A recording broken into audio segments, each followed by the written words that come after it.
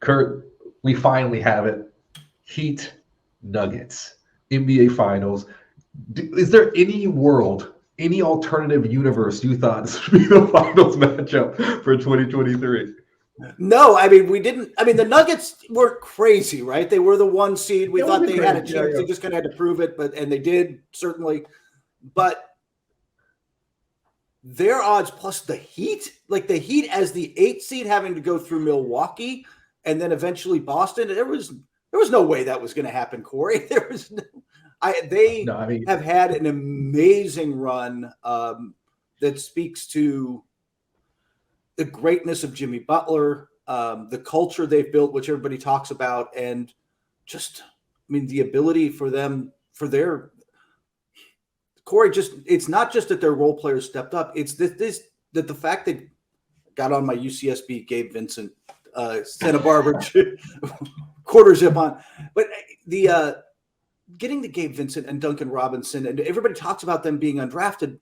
But I mean, 3 of those guys go through the G League process with the Heat. This isn't something that happens overnight. This is years of building so that when it gets to this moment, these guys, Caleb Martin has the confidence to play like a top 30 player and not shy away from the moment. Yeah, that's the thing. We can get into the Moss and the series Game 7. We can do all that, but I do want to briefly say you're right. It's fascinating the depth and the playoff experience that Miami has accumulated, plus the Heat culture, plus what is, I have been so pleasantly surprised by Jimmy Butler over the past few years, the maturation, of his game and his leadership to just like an unflappable leader. I think about, unflappable people, of course, LeBron, Giannis, there's a couple people there, but Jimmy's up there too. I mean, Jimmy Butler, it doesn't matter like rain or shine, like he's going to go out there and he's going to play basketball and at a very high level and carry that Heat team steady. That's the one thing. A lot of superstars, they fluctuate, but for some reason, Jimmy's just steady. And found a reserve. I was really impressed because, I mean, look, in the losses, especially except for the very end of Game 6 when he found his legs again. I mean, for most of Game 4 and 5 and 6, his legs looked tired. He looked worn down. He wasn't. They're playing every minute. I know. He's playing every minute of every game, having to carry the offense. And by the way, go guard Jaylen Brown or Jason Tatum on the other. That's the assignment defensively, and they play every minute. And you could see it start to take a toll, and yet Game 7, his threes are falling. Like his legs are under him. He is driving the rim and taking it to defenders again. And wherever that reservoir is, whatever he's done in the offseason paid off. It was unbelievable. Yeah, so let's go. Why don't we just do that? Let's go straight into Game 7 here, Boston Heat. Going into this matchup, Boston did have history, almost. They could have been the first team ever to come back from 0-3 deficit, which would have been shocking, right? But they had a real shot at it. The past couple games, they were playing pretty well. But what was your expectation going into Game 7, and then what was the reality when you're watching the game? I thought one of two things was going to happen. I thought that the momentum of Game 6 and the way that ended, the gut punch that was for the Heat, and the boost that it was with Derek White's last. I mean, honestly, and this is now going to get lost to history a little bit because they didn't close it out. That was as entertaining a playoff game as I have seen in years, Corey. Game 6 was so much fun, so back and forth, right? Those final minutes, it was just crazy. But I thought maybe the Heat take just they don't come out with the fight. Maybe that did it to them. They kind of missed their chance, and the Celtics just come out on a roll. I thought that was a possible outcome, but I thought the more likely outcome was going to be more of a grinding game. And it really wasn't that. I mean, Boston, after Tatum sprained his ankle, they just didn't seem to have the first play. Anything. Yeah, first play didn't seem to have. They struggled again with the zone. They couldn't hit the shots over the top of it was part of it, but they struggled with the zone and it was just like they. I don't know, Corey. We've been talking about the Celtics for all year now, but especially during these playoffs about when they get comfortable, they just don't play with the same. Yeah, when their backs against the wall, when they're like, backs against the wall, life on the line, they play great. However, in this game 7, you're right, it was different. It doesn't help when Tatum and Brown, your two lead players, who are both in line for $300 million contracts coming up, when they don't play well. So I understand this whole series. To me, the stars of the series has been the reserve for the most part. The bench on both sides did really amazing things. I thought that I was like, wow, look at Martin play. Wow, look at Derek White. I really enjoyed watching the bench. But in Game 7, that's when you need a 50-point performance by Tatum. That's when you do it. And it happened last series. Game 6 and 7, you saw Jason Tatum do what he had to do and willed them into this. But this time, it just nowhere to be found. I'm forgiving of Tatum because of the ankle. And if you watched the post-game video and him limping around, it was pretty clear how bad that was. And he was trying to play through it. And Miami, it took them a while to get there, but they finally did exactly what they had to do, which was start going at it. Like, if he's out there, I'm not taking it easy on him because he sprained his ankle. I'm going to put this game away by dragging him into every pick and roll and making him move because he can't. They finally kind of got to that, but also they were hitting shots and they were hitting tough shots. And then everything started to flow. And with Boston, really rough game for Jaylen Brown. 8 of 23 with 8 turnovers is just a rough outing. And if he's not performing, the other part of that is with Boston, I think, too, when their threes aren't falling and they've started, 0 of 12 to start the game, it bleeds into everything else they do. It really does impact their defense. And suddenly guys are getting wide open shots inside that they were not getting before, where Miami's really good. Like, we're struggling on – Bam Adebayo did not have a good offensive game, but he completely impacted the defensive end and was a plus 22 or 25, something like that. He was still having a huge impact on the game. He didn't let struggles on one end impact the other. Yeah, it's not just also with the Celtics in 3. They had like an absolutely dismal percentage from the 3-point line.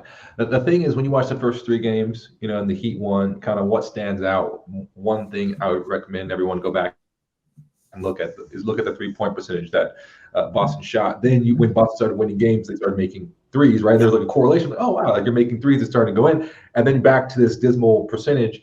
And for me, what that means, beyond obviously the lack of points, is the pace of the game, right? When you're making threes, it's about, like, think about the Warriors. Think about great 3-point shooting teams. The ball's flying around, right? And it's just fast pace, which then puts stress on their defense, right? You have to come back in sets.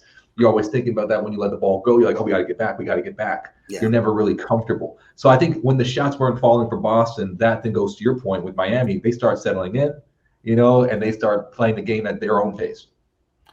And then they never, to their credit, they came up, and Caleb Martin in particular came up with the big shots. There were times they got it down to 7 or 8. Boston make a little run, usually with Derek White, but somebody'd make some plays. They'd get it down to 7 or 8. And it was usually Caleb Martin, but somebody from Boston would hit a big bucket. And then they'd get a stop and they'd hit a second one. And suddenly 8 was 13 again or whatever. And you're like, all right, they just can't. They were never able to really threaten. And then that run to start the fourth quarter, you kind of knew then when they started, it was at 7-0, 9-0 to start the fourth quarter. You're like, they're not digging out of this one. Yeah. So let's go to the finals here, because this is interesting. The Nuggets haven't played in like 2 weeks. Think about this, because they swept the Lakers and they've just been up in the mountains in Mile High City, just practicing, taking time off. Yes, we've heard from the camp, Coach Malone saying, we want to make sure the conditioning is important. We heard from Jamal Murray saying we just want to stay sharp mentally. It is a concern. Before we get into actual series, what do you think that impact that 2 weeks off had on Denver? It's funny. I've been in on a couple of they've been doing Zoom press conferences while waiting for this thing to start. And Michael Malone was really honest about, we're going to lose some edge. Like, you can't go from playing at the highest level of basketball every other day and then just take 2 weeks off and not come back a little bit rusty, not come back with some of the rotations just a little bit off. It's going to happen. But they were also all really happy physically.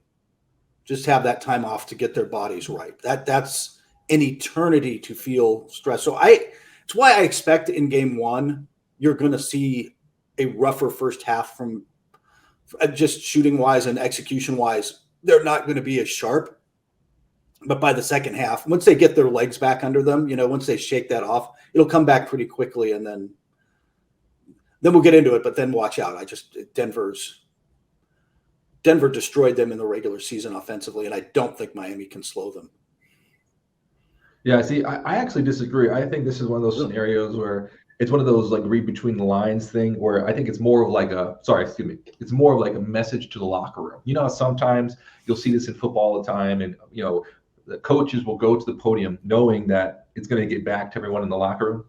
Yeah. So they'll say something, not necessarily for the fans or for the opponents. They're actually just talking to their own team. And I think Coach Malone was talking to his own team there saying, look, because 2 weeks off at this point in the season, physically, is just like you said, it's a boom. Yeah. Once you think about the altitude, I was in Denver a couple of weeks ago. I got off the plane and I was short of breath the moment I stepped off the plane. So you think about being able to train in that environment at home for 2 weeks in the altitude, coming against a team that just almost blew a 3-0 lead, played a 7-game series. And I mean, the end of that game 6 was absolutely atrocious as far as execution. I mean, how were there that many Celtics? I think there are 2 Celtics around the rim on that shot to follow up. So if it wasn't White, it would have been Tatum. Yeah. Right. So in my mind, I'm like, and then right after that, and Coach Spoelstra said, we're going to celebrate this, and then go. And once we land in Denver, then we can start thinking about Denver. So in my mind, I'm thinking, okay, you had time to game plan, you had time to heal up, you had time to condition in the altitude. That was Coach Malone's message to the locker room, saying, "Hey, I still expect this, and this, and this," and it's more of that than anything else. I think this is hard. Miami flew directly. That's what I'm saying. Direct after the game, right? It's after the game, which weirdly became a thing on Twitter because there were some people like, Miami already has a flight booked to Denver. I'm like, well, of course they do. Like, they've also got one booked back to Miami. Like they've chartered this stuff out. That's what you do as an organization, right? Yeah. But anyway, it became I'm like, how did anybody think that was a thing? But you had to get there early every day. That extra day of adjustment to the altitude. You know better than I, but like I don't, as an athlete, I don't know how much it helps, but it can't hurt. Like your body does eventually adapt. Oh yeah, no, it's a big deal. Like this is why I think the home court advantage Denver has cannot be understated here. I mean, this is going into the altitude and going back and forth like that that's very difficult. It's very difficult. And by the way, I'm sorry, I don't mean to interrupt, but if you ever go to a game there, and I don't know if you've been there, their public announcer guy, and their game operations staff play it up. They tell you 3 times in the pregame that it's at 5,283 feet or whatever the number is. But like they tell you, it flashes on the scoreboard right before they announce the starting lineup for the other team. Like they remind you during the game that you're at altitude just so it gets in the other team's head. Like they play it up. Yeah. I mean, look, it's a big number, it's like, 5,000 something feet, throw it everywhere. So what are you expecting in this series? I think this is just I think it's a tough matchup for Miami.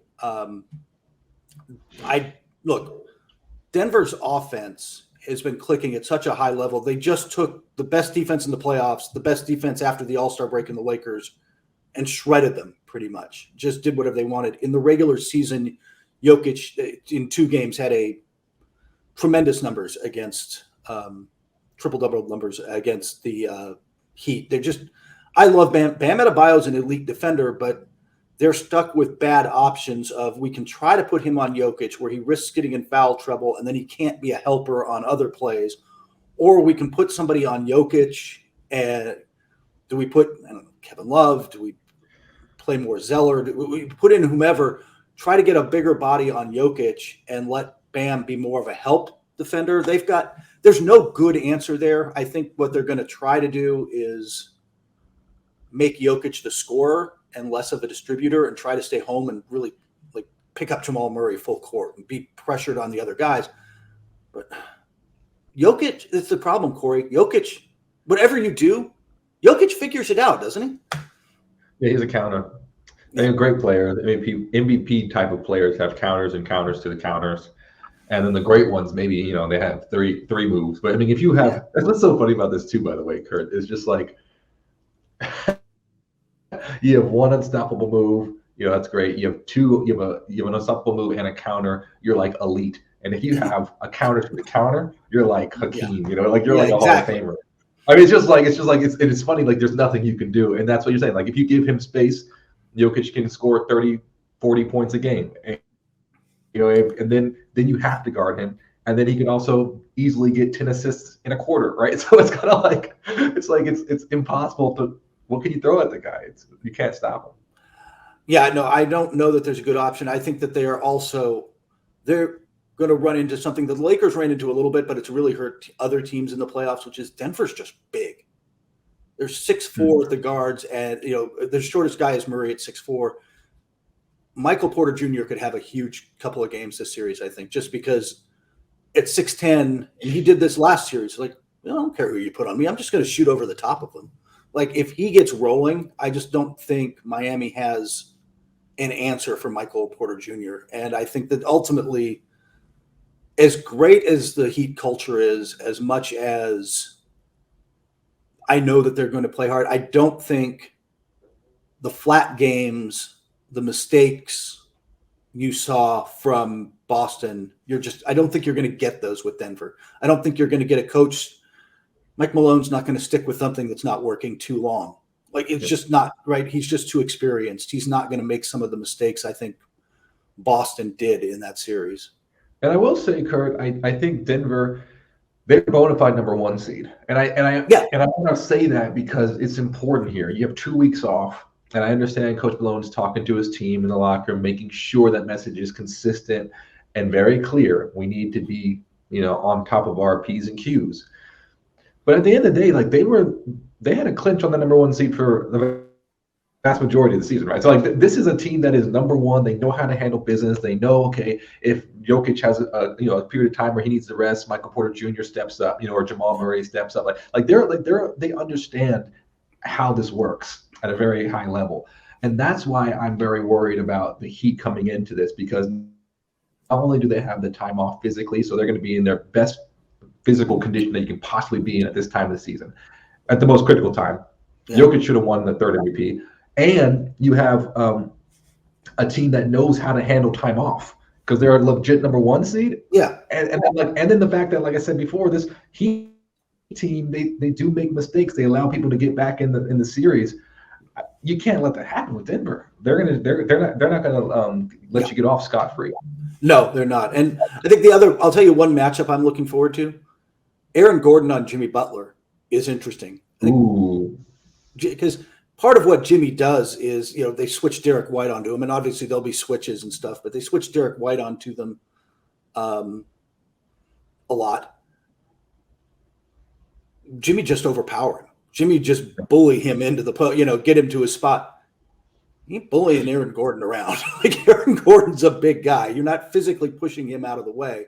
So it's an interesting matchup. I think I'm curious what you're going to be looking for. I think the one other thing I would say going into this, the best offense against zone defenses this year, Denver Nuggets.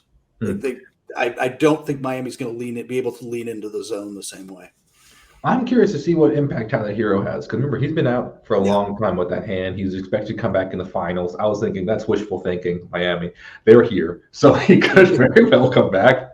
So that is interesting because he gives you, he's a guy who can give you 20-something points, 20 points a game. He has outside shooting. He can handle the ball. So they use him in different ways. I'm curious to see how he would impact this series. But at the same time, too, think about, just mentally, not having played for that long, to come in at this moment against this Denver Nuggets team, the number one seed, and then, play where the team needs you to perform at a high level to win a championship, and it would be your first championship as a young player. I don't know what's going through his head, so I'm curious to see how he plays when he comes back. Yeah. And Chris Haynes reported from Bleacher Report that they're targeting Game 3 for him. We'll see what happens, but when they go back to Miami, NBA Twitter will be disappointed that we don't get to see more of his fits on the sidelines. because that's been quite the show. I'll ask you. He comes back. Do you start him or bring him off the bench? Ooh. In game 3. So he comes back in game 3. Wow. If you're down 0-2, I feel like you have to start him, right? Like figure something out. If you have a little bit of breathing room, I would say ease him into it a little bit. Because that's the thing as a young player. If you come off the bench, it's just you can have even if it's like immediate after a series or two, you know what I'm saying? Come off the bench, but there's no pressure of being a starter in the finals and you need to do this. I think that might be just better mentally. But if you're down 0-2, what the heck? Just go for it. Yeah, I think, look, I've liked their starting lineup. I'd try to bring him off the bench, but I think you get to the point of this, which is there will come a point in this series where, if it goes as expected, where Eric Spoelstra's, you're just throwing stuff at a wall at some point, right? Well, that's not working. That's not what am I going to do? And you start trying crazier and crazier things, trying to find something, and maybe starting Hero is one of those. So we'll see. So let me take you to my jukebox. Oh, okay. Let's do it. Yeah. So I was thinking for this week, we talked a lot about Denver. We're already 20-something minutes in. We talked about Miami. The Bucks, I think, was one of the most interesting open coaching positions in the NBA because you have Giannis in his prime, right? Because it's the team that any given year, it's like, okay, well, they're going to make the finals or be number 1 seed. Like, it's like they're in that conversation. And they already have a constructed team, right? So I was like, this is it. This is primo, right? They got Griffin, excuse me. And so they got Nick Nurse's assistant coach. And I thought to myself, what does this remind me of? So Adrian Griffin is now the head coach. I wanted to paint this picture of Don Giovanni. I love opera. You know that. Yeah. I know you like opera. So I wanted to pick, the symphony right when the opera starts. I don't know if you're a fan of Don Giovanni, but it's one of the classics. One of the greats. One of the classics by Mozart. And it starts with this very foreboding, ominous this music, which is just epic. And you can have this sense of feeling where everything's going to like fall apart, right? And at the end, there is that moment where the theme comes back in Act 2, and the Commendatore, who is this guy who's dead, he comes back from the dead and basically gives Don Giovanni a chance to repent, or he's going to drag him down to hell with him, right? That's kind of, but it's the same music, right? And I feel like that's where the Bucks are right now, because the reality is that the owners that just came in, the Haslams, who own the Cleveland Browns, I don't know if you've been following Cleveland since they bought the team in 2012, but not a lot of good things have happened in Cleveland. They've been popular in Cleveland. No. Despite the fact that the crazy thing is they got 2 back-to-back number 1 overall draft picks, and they happen to be at the 2 most important positions in football, the quarterback position and the defensive end position, right? So, and still, then you win your first playoff game in 20-something years. And then it still blows up. And then in the free agency, you think, okay, we're going to get a new quarterback. You bring in Deshaun Watson while he has all these lawsuits going on, right? Like you give him the biggest contract ever in NFL history. So all that is the backdrop to how they manage teams, which I don't think is very promising. And then you bring in this move where you have one of the most elite primo positions in all the NBA, in my personal opinion, with an unruffled, super cool, down-to-earth superstar. And you go for Griffin. I understand he was, an assistant on the team earlier in his career, but I think this is the beginning of the end for Milwaukee. And Giannis is going to be fine, but I think this is the beginning of the end. I think we're watching it in real time. I was going to ask you about this because what I'd heard around the league and what's been reported too is that this happened in large part because Giannis wanted a coach who was a former player.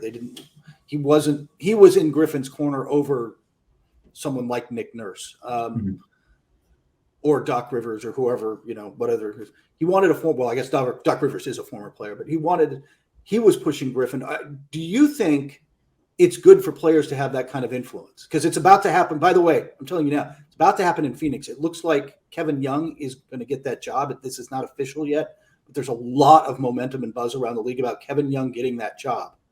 And if that happens, it's largely because Devin Booker and Kevin Durant wanted it.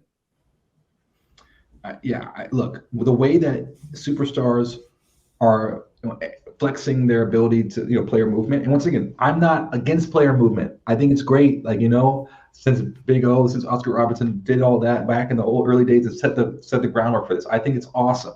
However, if you're management and you're thinking, okay, we're going to try to build a team and build a franchise, and a superstar can force his way out at any given time, and we're still going to have to pay the guy, and we're still going to have to comply. So he could be like Kevin Durant, sign a 4-year deal and then be out, within a year. Or James Harden, sign a deal and force your way out. Like we see this happening all the time. I think that would be a massive mistake. I understand you need to play, nice. I think I understand it's a partnership, but the reality is because of player movement and because of these contracts, like you're basically looking at a short-term coaching decision that then, I think puts you in a really perilous position. I don't like it. I think as an organization, you have to be able to obviously to facilitate some sort of feedback, but you don't defer entirely just because, best case scenario, you have a player for 20 years, like a Dirk Nowitzki or a Tim Duncan. The reality is you're probably only looking at, a few years, 2 to 5 or 7 years if you're super lucky, So I think Giannis kind of has earned this because he's been there for so long and he's been, the face of the franchise to be able to give a vote. But in Phoenix, I would absolutely not do that, It's interesting. Yeah, I gotta. We'll see. We'll see where these things go. Now, by the way, you know what you've done. I've got multiple longer flights coming up ahead of me.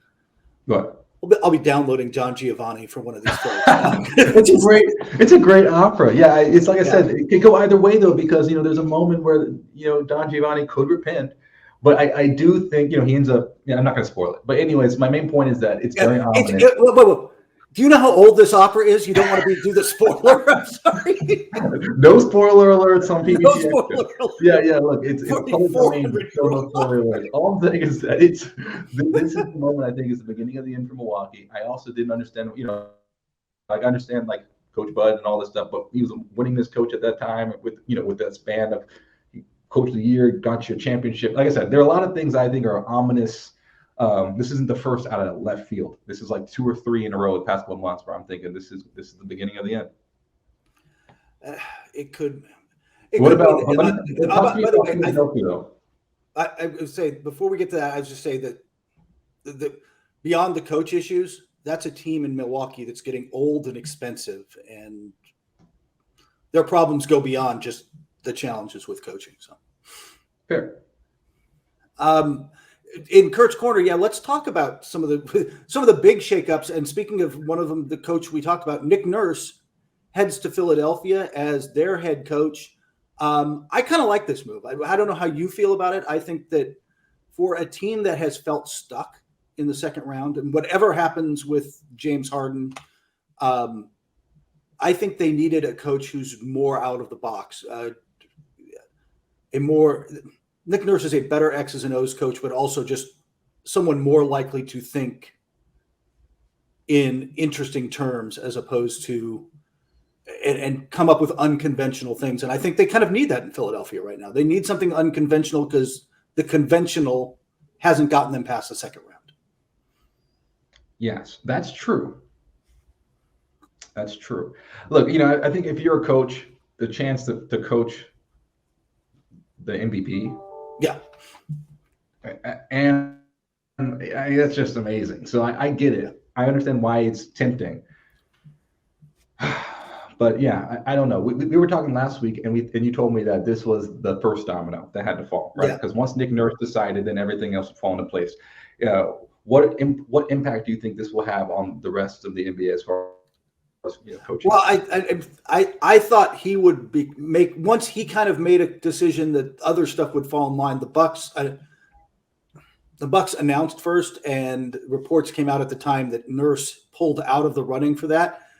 Now, whether that was Nurse actually pulled out of the running because he was going to choose Philadelphia, or Milwaukee made its choice, and so Nurse pulled out for, look, I'm just pulling out. You don't have to choose me, so he doesn't get rejected. However you want to view that, however you want to view that. I think with those two in place, Phoenix is the next big domino. And then you've got the really interesting choices in Toronto. And then Detroit is the place. Isn't Detroit feel like the place where you should get a young coach who's a player development guy and throw him in there with Cade Cunningham and that young core and yeah, because they tried Dwayne Casey. They tried an older coach who can bring some stability. So maybe it is time to try a young coach who can, I guess, a little younger, who can relate to, that's always what people say, the young coach who can relate to these young guys and kind of be a player development. You've seen some success with like Joe Mazzulla, in Boston going to the Eastern Conference Finals. But with this Philadelphia move, to get back to Nick Nurse, I think you're right in the sense of it's a fascinating choice. I don't necessarily agree. There's a lot of things that I don't agree with in the NBA. I think, but I do think this is interesting, the way that Daryl Morey is building Houston and Philly. It didn't work in Houston. So this is something where I'm kind of like confused, why push so hard for James Harden? Why push so hard for Nick Nurse? You have these relationships in Houston. It's just like you're rebuilding something that didn't work. That was a very expensive experiment. So that was my biggest hesitancy when I heard this news. I was thinking, what does he expect? It's like, isn't that the definition of insanity, trying to repeat something and expecting a different outcome? It is, and he's always Morey for all the he's the analytics guy, and he chases stars probably harder than anybody, right? Like he's always tried to get. We've got James Harden now. Who can we put next to him? Is it Chris Paul or Russell Westbrook or Dwight Howard at one point? Like they cycled through them down there in Houston, and it never, like you said, it never worked out.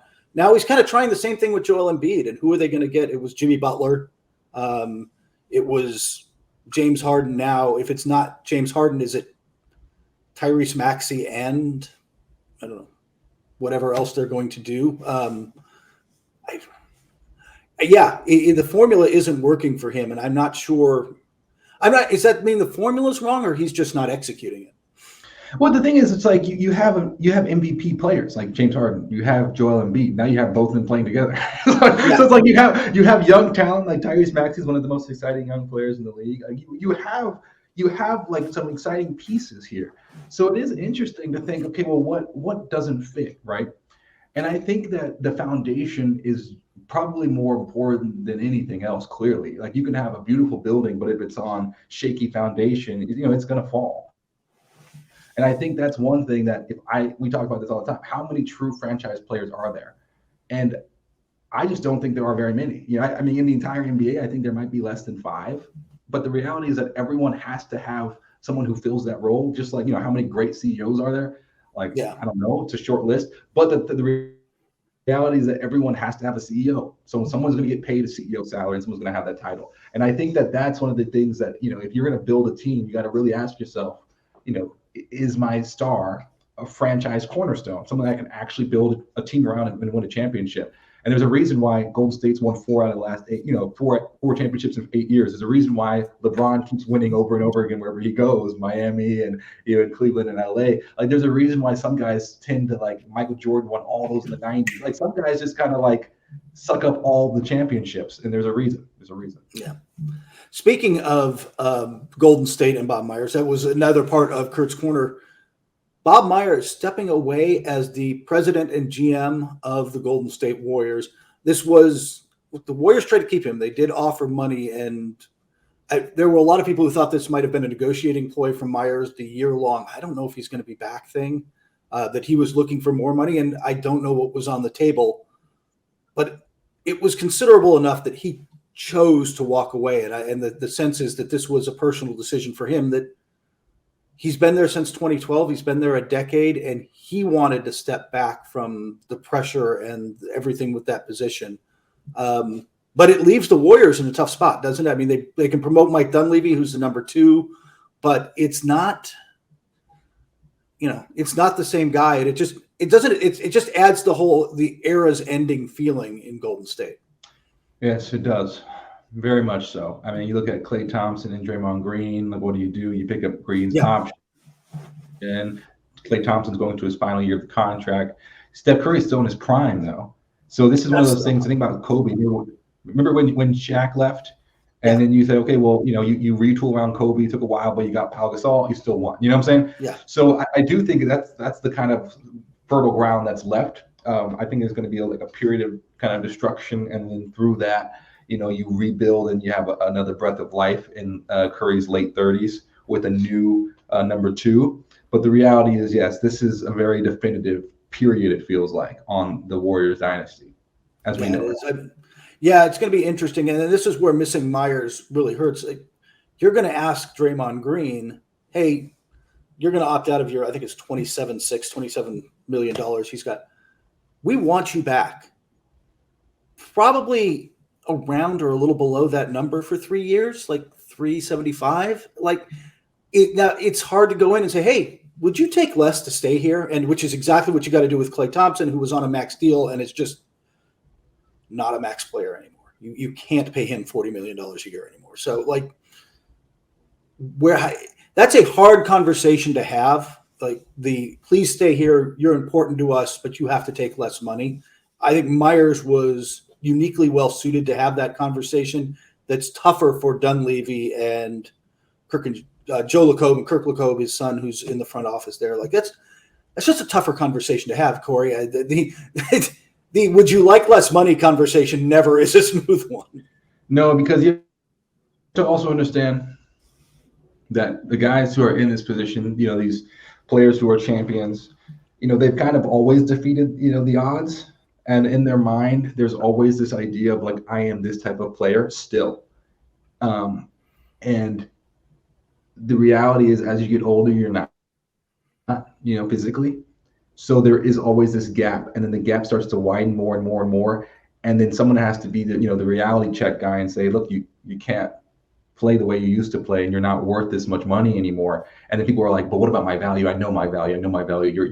So that's the hard part, is that doing that at a place like Golden State, where you've given so much and you've had so much success, and then you bring in, and this is the critical moment, because these guys are still in their early 30s. You're seeing guys playing into their late 30s at a high level, like LeBron James.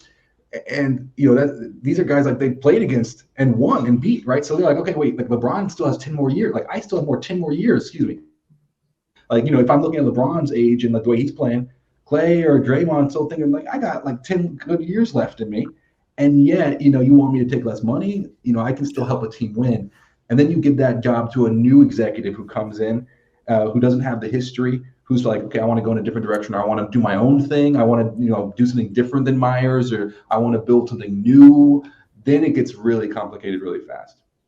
Yeah, it's going to be tough. It's a huge offseason for them.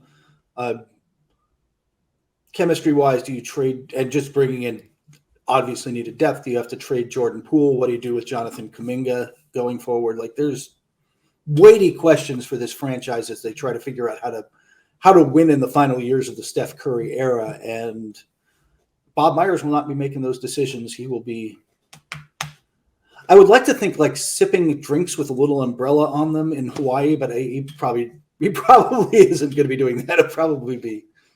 But it's interesting because, he's in his late 40s. So you think, okay, what's the next chapter for, but you think about the way that Golden State, like what wasn't Jerry West the one that like was the real architect of this like whole thing, right? And then he was like an advisor or something that helped bring. He was an advisor. They are, and this is what's interesting. I mean, Myers gets credit / blame. He is for lack of a better word, the guy with the hammer. He is somebody at the end of the day has to make a decision. That was his role. But they are more collaborative as a front office than most. This is we want a bunch of people in a room and hashing things out and different ideas from and they're one of the groups who bring in people from, it's not all basketball people. Let's get some different perspectives in here. I want to hear from this, that, the other, trying all these kind of crazy ideas. The Clippers operate that way. A few teams do. So in some sense, the model doesn't change, just the voice at the top. But still, if that guy has those relationships, it's just easier to make it all work. Gotcha.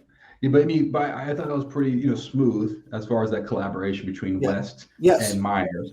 And then now that you think about what happened recently, I think this is a big moment as far as like where Golden State's going. Just my last thought on this is it looked as though James Wiseman was the future, right? They drafted him super high. Then he got injured, never really played, and then they got rid of him. They dealt him, right? And it's one of those things where I was like, oh, snap, like the Warriors don't miss, right? I mean, literally they don't miss, Splash Bros. And then when they missed on Wiseman, I thought this might be indicative of a larger systemic issue, right? And then now Poole, we saw them do well with Poole, and now Poole versus Draymond. Who knows what's going to happen in this? So now I'm starting to get a little worried about like the vision for Golden State, where historically they just haven't missed for a decade. I'm not used to watching them miss, so I think that was pretty concerning for me. Yeah, that miss absolutely sets them back, just because I don't want to rehash that, but LaMelo at 3. Who knows what that looks like? It's a very different dynamic. So last thing before we do our fun segment, there's news where the NBA is investigating a referee about a burner account, Eric Lewis. What was your thought when you read the story? Why is any NBA referee going near Twitter? It was honestly my first thought. Like, that would be the worst idea ever. It is. Twitter, as you know, even in, and I want to go down this political road, but even in the pre-Musk days, Twitter was not a gentle place. And it certainly was never kind to NBA referees. So why one would be on there, even if he's just defending himself, makes no sense. So I don't know if it was him. I know there's reports that it was a family member or whatever. Let the NBA investigate it out. But I was just surprised. What are you doing, man? Just for those of us who write articles for a living and have it, don't read the comments. Don't go on Twitter if you're an NBA referee, man. What do you think the implications? Because officiating, I feel like every year, whatever. But this year, it seems a little more. People have been very kind of like visceral about the officiating, and then the NBA has been very, very clear to hand out fines.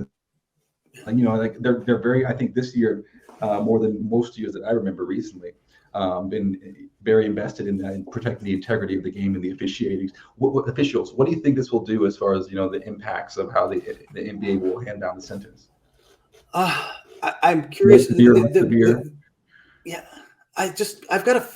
They've had a real, the tension between players and referees has just felt higher in recent years.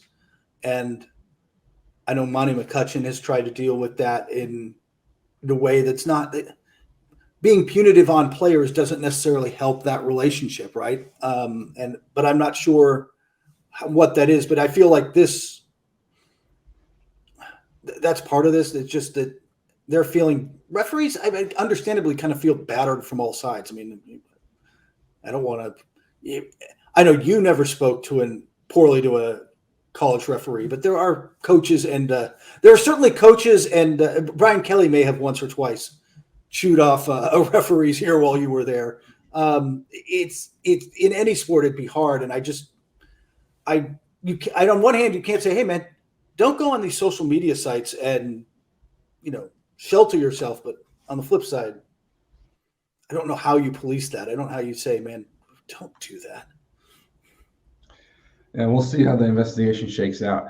Now, finally, we always like to end on a positive, fun note. So, start of the summer. Yeah. Dan, because Memorial Day weekend has passed, so I guess it is officially summertime. Certainly feels that way in New York. Our producer Dan asked, what is a summer tradition that you always look forward to growing up, or something that you and your family do now? What is something that spells summer for you? Yeah, I was trying to think of one when I was growing up, and honestly, it was like, I'm not in school. Woo! Was really it. One I'm looking for, I'll tell you one that we do now that's a very Long Beach thing. Long Beach has a municipal band, like you would have seen in the 1950s, where there was a city band. They play concerts in parks 4 nights a week during the summer. They rotate from park to park. And people from the community, and we do this after I get back, once the finals are done and when I can, we pack up a picnic basket, take a blanket out, take some chairs, and it's as much social as it is. It's like this community thing. Everybody goes, young, old, everybody goes to the park. The band plays music, you eat cheese and crackers and drink wine and say hi to everybody from the neighborhood. And it's this very community thing that's kind of uniquely Long Beach. Not a lot of cities really have these moments. And it's just a lot of fun. And I'm kind of excited that they're back. Wow, that's it's only a summer thing. Yeah, they only do it for 6 weeks in June and July. And that's kind of what it used to be longer. And like many city functions, funding has become harder to come by, but it's kind of too, I don't know. There's got to be a way to do it because it's just something that's kind of culturally important to the city. And like I said, it's not a generational thing. It's a crazy ages there. What about you? What did you grow up doing in the summer? What were your? Well, I mean, yeah, summer was always, when I was a little kid, it was about adventure. Then when I was in high school and middle school, it was all about sports. So I was always like on some random field, either in San Antonio or in South Bend, just running laps, running routes. So it's like, for me, summer is like running up hills. It's like, it was always working out. And then when I went to college, summer was like back to adventuring. Be like, I got to study abroad 3 times when I was at Notre Dame. I got to do a missionary trip in Brazil. So I went Brazil for 3 weeks, South Africa for 3 weeks, Morocco for 3 weeks, and Israel for 3 weeks. Wow. Yeah. So I got to go all over the world, and then I actually got to go to. I spent a summer in Uganda and Kenya as well. I spent like 5 weeks out there, and then recently summer has been more work. When I was in the art world, there used to be events in the summertime that I used to work and stuff. So it was always more kind of work related. But then this was a big critical moment, changed everything. It's a pivot in my life. I went to London to go to Wimbledon, which was my favorite. I was like, for me, oh wow, Wimbledon, like, I was a big Roger Federer fan, and Wimbledon was like the biggest.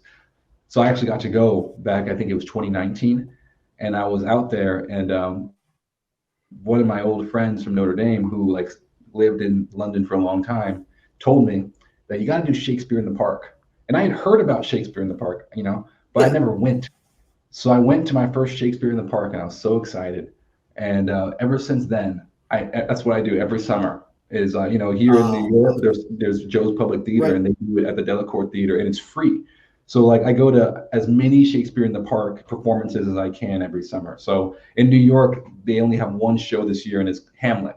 So I'm going to watch Hamlet. It runs for like 6 weeks or something, or 8 weeks. I'm going to watch it at least 5 times. I literally just go if I have a free night. That's and I just awesome. Go there and get tickets. Yeah, it's like my favorite thing to do every summer. Oh, well, Last Poor Yorick. That's awesome. That is arguably the best of, I guess, the Shakespeare plays. You can argue Macbeth, I guess, if you wanted to. You could argue, but I like how you just threw in some Shakespeare and just like Alas, Poor Yorick, just kind of throw that in. Okay, that's a great way to end it. Yeah, Kurt, I cannot wait to actually get to a little bit of the meat of, dissecting actual games instead of the preview of the finals. But this finals should be interesting any way you slice it. Either Jimmy Butler is going to get his first title as the guy in Miami, which would be, pretty amazing. Yeah.